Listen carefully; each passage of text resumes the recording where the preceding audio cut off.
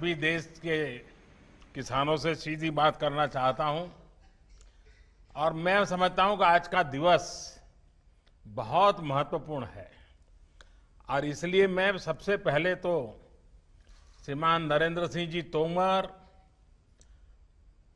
कृषि मंत्रालय के सभी अधिकारी, कृषि विभाग की पूरी टीम, बैंकिंग सेक्टर के मित्र, इन सबको मैं बधाई देता हूं क्योंकि आज छुट्टी का दिन होने के बाद भी बैंक समेत सभी लोग इस कार्यक्रम को सफल बनाने के लिए जुटे हुए हैं और मुझे खुशी है कि कृषि मंत्रालय ने आज का रविवार होने के बाद भी जो दिवस पसंद किया है और उसका कारण बहुत महत्वपूर्ण है, बहुत बड़ा प्रेरक है। आज हल षष्ठी है। हम किसान भाई बहन बहुत भली तरह जानते हैं कि आज हल षष्ठी है, भगवान बलराम जी की जयंती है और किसान भगवान बलराम को पूजता है, हल की पूजा करके ही अपने कारोबार को चलाता है। तो ऐसा एक पवित्र दिवस आज एक बहुत बड़ी योजना लेकर के आए हैं। मैं सभी देशवासियों को विशेष तौर पर मेरे किसान भाइयों बहनों को हल छठ की और दाऊ जन्मोत्सव की बहुत बहुत शुभकामनाएं देता हूं। इस बेहतर पावन अवसर पर देश में कृषि से जुड़ी सुविधाएं तैयार करने के लिए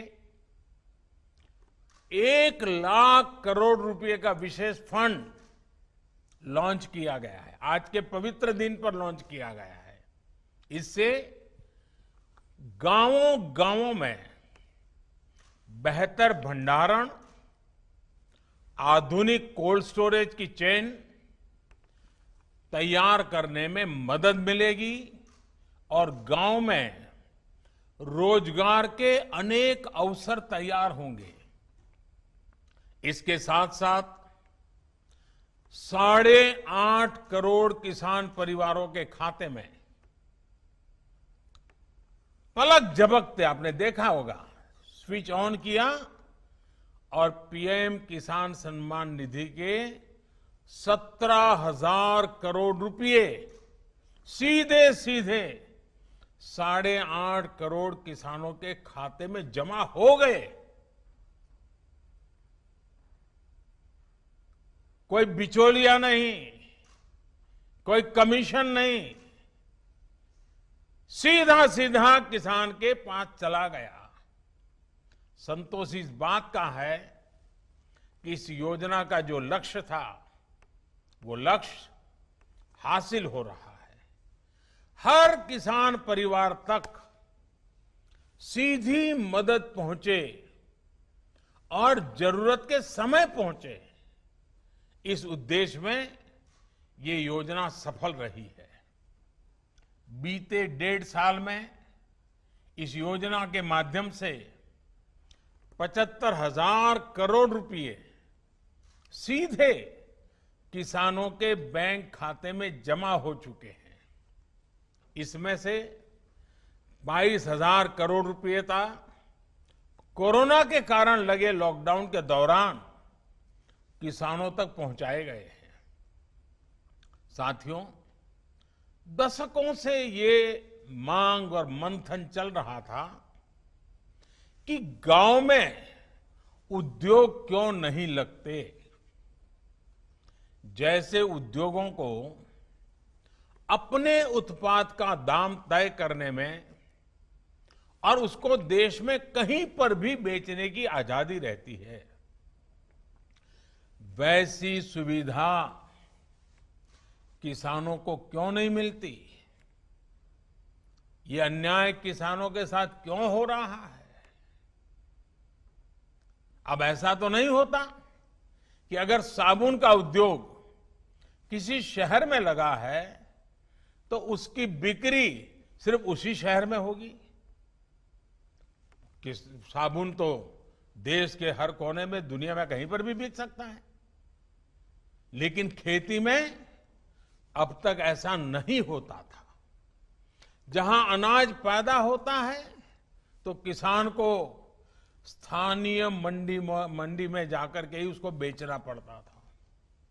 इसी तरह ये भी मांग उठती रही कि अगर बाकी उद्योगों में कोई बिचौलिए नहीं है तो फसलों के व्यापार में ये बिचौलिए क्यों होने चाहिए।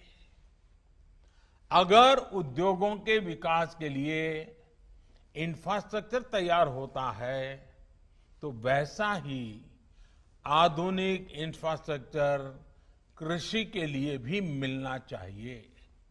साथियों, अब आत्मनिर्भर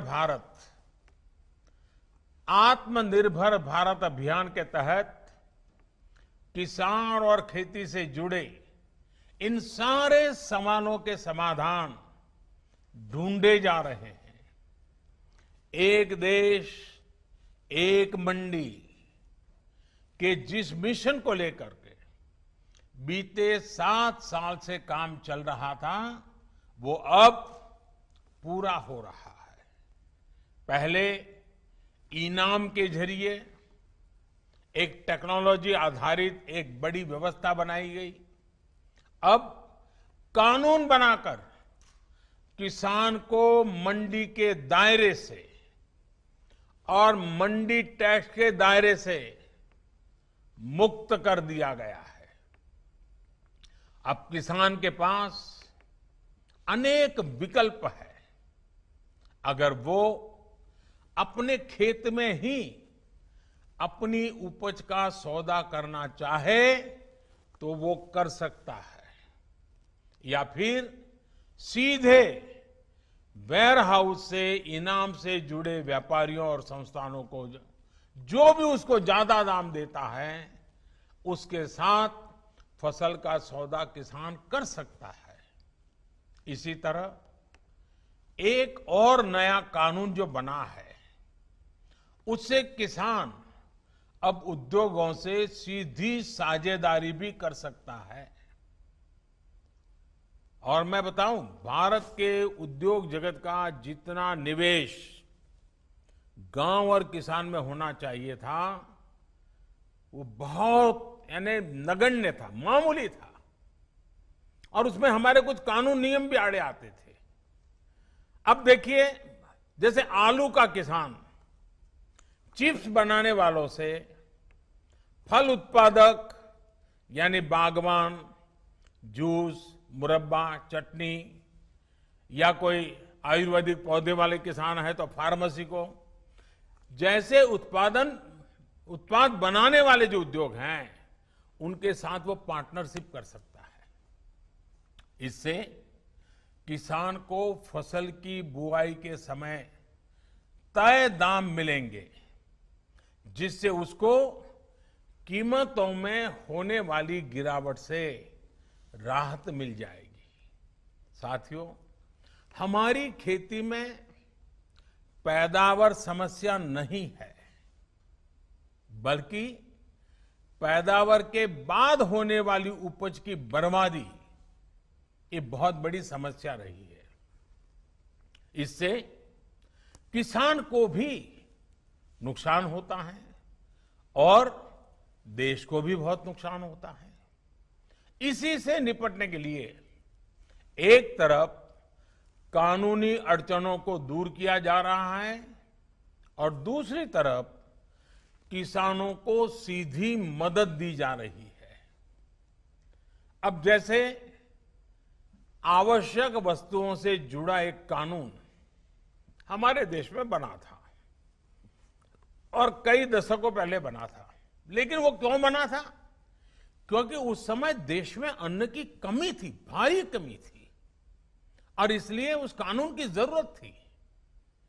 लेकिन आज तो अन्न के भंडार इतने भरे पड़े हैं कि इस प्रकार की रोक किसान का भी, अर्थव्यवस्था का भी और कंज्यूमर का भी नुकसान होता है। लेकिन बड़ा हैरानगी है कि ये कानून अभी भी चलता रहा। जब हम दुनिया के दूसरे बड़े अन्न उत्पादक बन चुके हैं तब इस कानून की कोई जरूरत नहीं है। गांव में अगर अच्छे गोदाम नहीं बन पाए, कृषि आधारित उद्योगों को अगर प्रोत्साहन नहीं मिल पाया, तो उसका एक बड़ा कारण ये कानून स्वयं में एक बहुत बड़ा रुकावट था। और इस कानून में ये भी एक दुर्भाग्य रहा कि इस कानून का उपयोग से ज्यादा बाबुओं ने उसका दुरुपयोग किया। इससे देश के व्यापारियों को, निवेशकों को, उनको डराने का काम ज्यादा हुआ। अब इस डर के तंत्र से भी कृषि से जुड़े व्यापार को मुक्त कर दिया गया है। इसके बाद अब व्यापारी, कारोबारी गांवों में स्टोरेज बनाने में और दूसरी व्यवस्थाएं तैयार करने के लिए आगे आ सकते हैं। साथियों, आज जो एग्रीकल्चर इंफ्रास्ट्रक्चर फंड लॉन्च किया गया है, इससे किसान अपने स्तर पर भी गांवों में भंडारण की आधुनिक सुविधाएं बना पाएंगे। इस योजना से गांव में किसानों के समूहों को, किसान समितियों को, एफपीओ उनको वेयर हाउस बनाने के लिए, कोल्ड स्टोरेज बनाने के लिए, फूड प्रोसेसिंग के जुड़े उद्योग लगाने के लिए 1 लाख करोड़ रुपए की मदद मिलेगी। 1 लाख करोड़ रुपया इस काम को गति देने के लिए बहुत बड़ी ताकत है।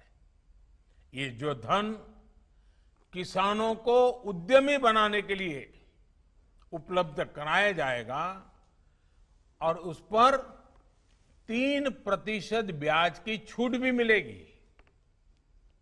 थोड़ी देर पहले ऐसे ही कुछ किसान संघों से मेरी चर्चा हुई अभी, जो सालों से इस किसानों की मदद कर रहे हैं, संगठन बना करके कुछ न कुछ नई नई कल्पनाएं के साथ आगे बढ़ रहे हैं।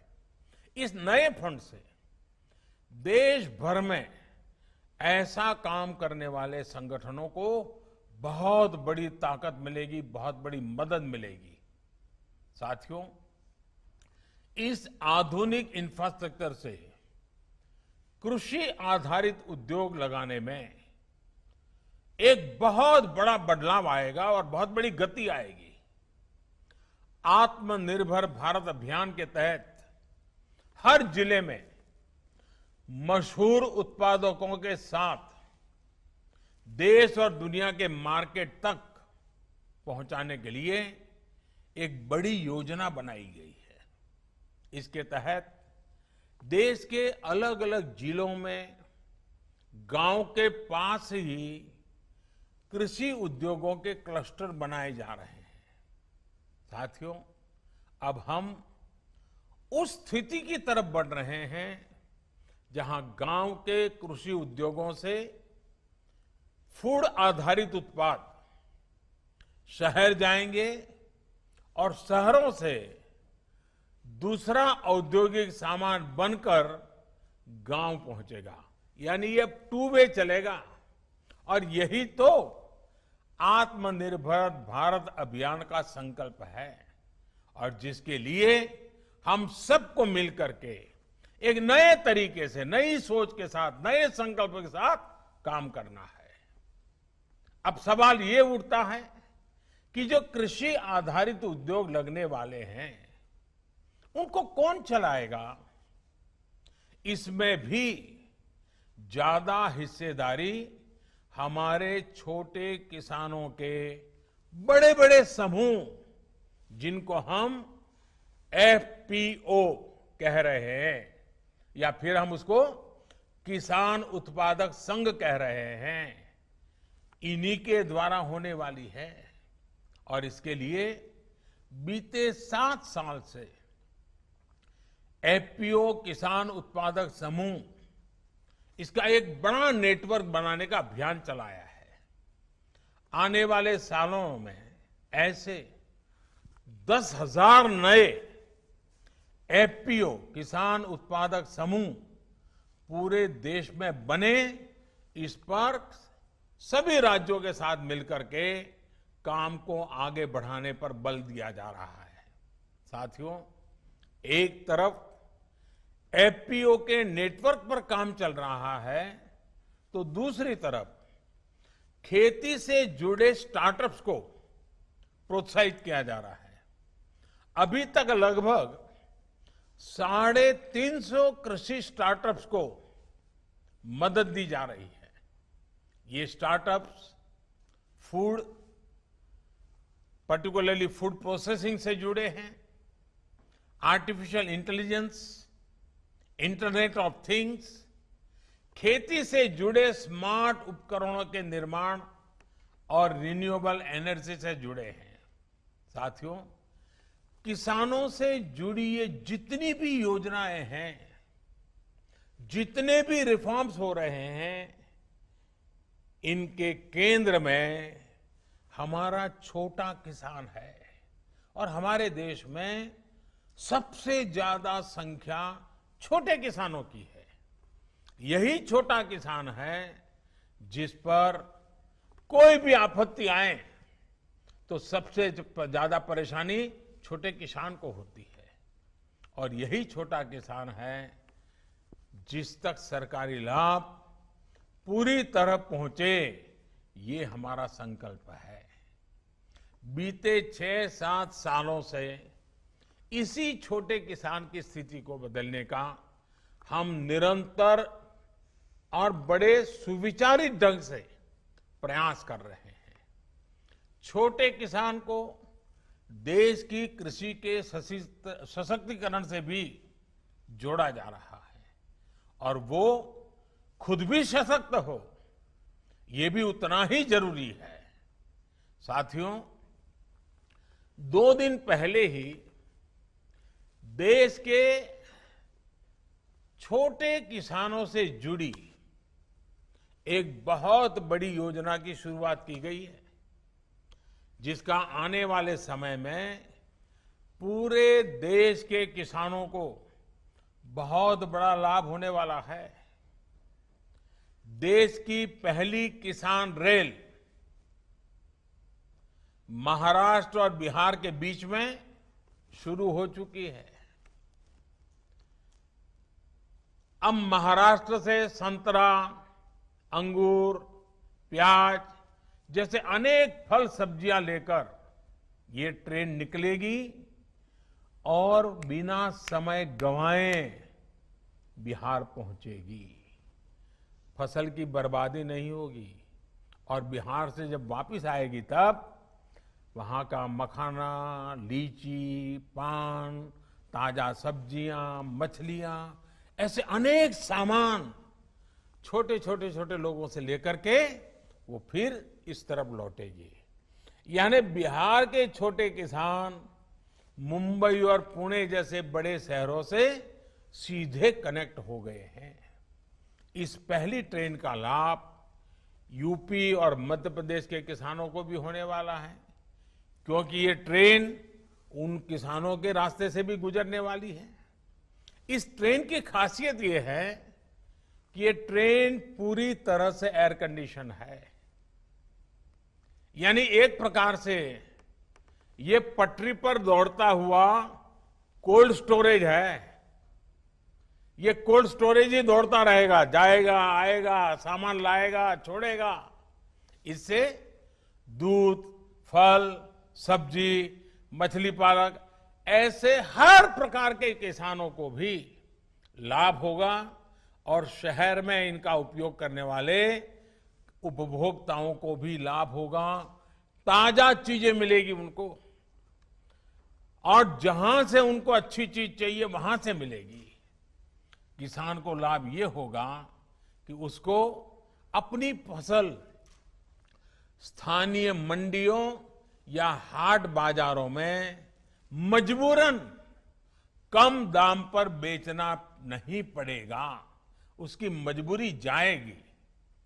ट्रकों में फल सब्जी जिस प्रकार बर्बाद हो जाते थे, उससे भी मुक्ति मिलेगी और ट्रकों के मुकाबले भाड़ा भी कई गुना कम हो जाएगा।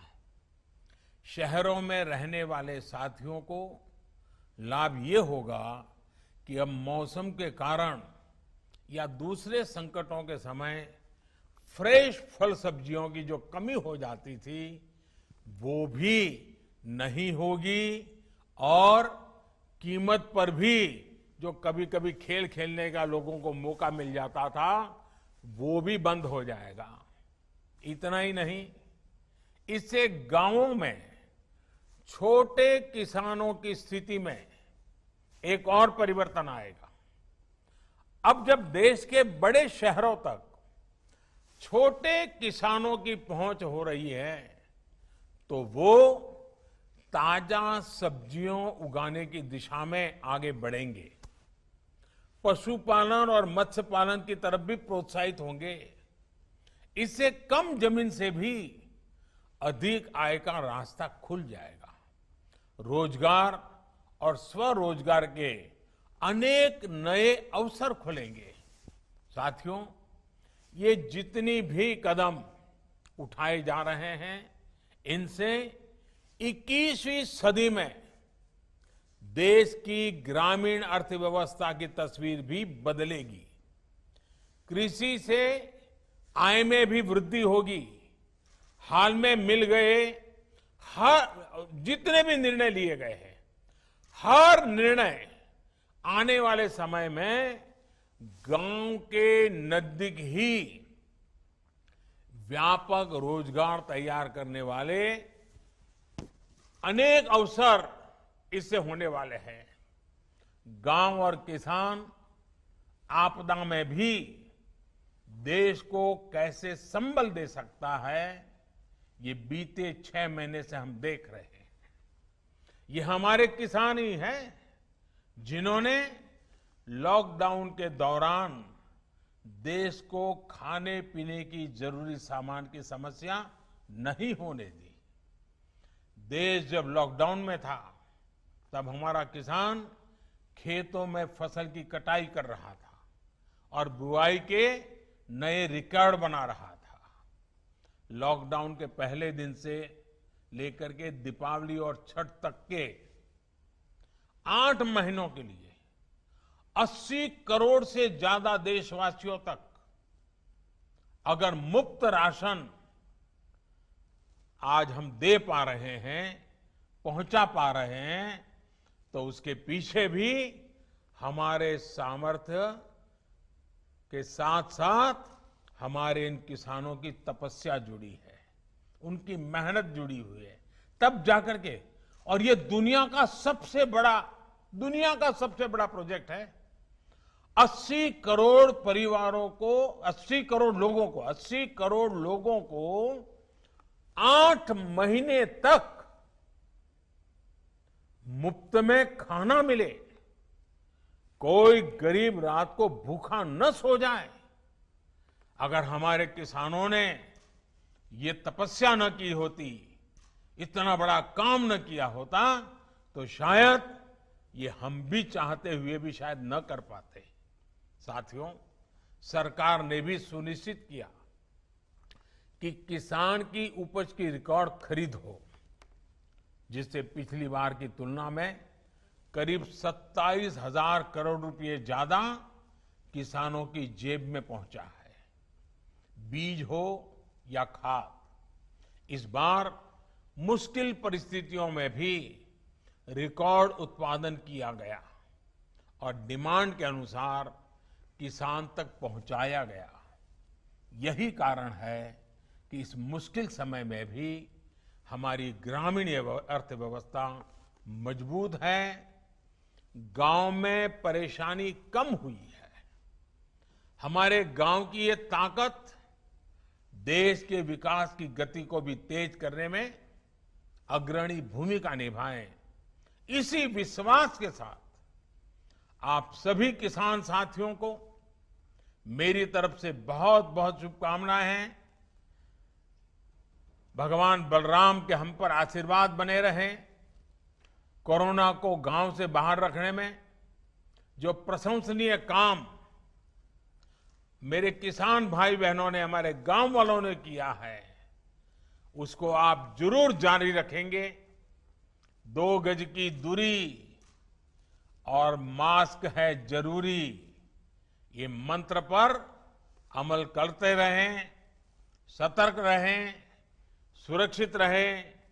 भगवान बलराम के आशीर्वाद सदा सर्वदा आप पर बना रहे, इसी शुभकामना के साथ सभी मेरे देश के किसान भाइयों बहनों का मैं हृदय से बहुत बहुत आभार व्यक्त करता हूं।